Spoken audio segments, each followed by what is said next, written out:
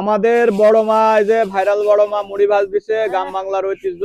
এখনকার মিয়া সালপালরা বলে মুড়ি ভাজতে পারে না, বড় মা কইছে কেডা কেডা মুড়ি ভাজতে পারেন কোয়েন।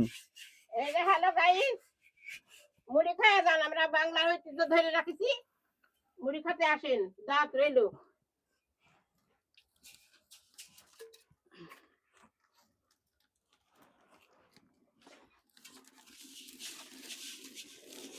ও মটমট করে ফুটিচ্ছে রে, আর বিনা ঘুটিচ্ছে।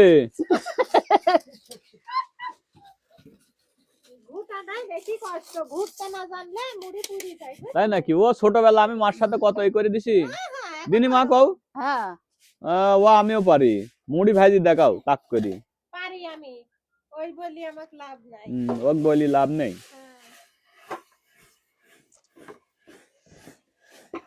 আমার সব মুড়ি ভাজার যন্ত্রপাতি নাই, মুড়ি আর ভাজিনি তো।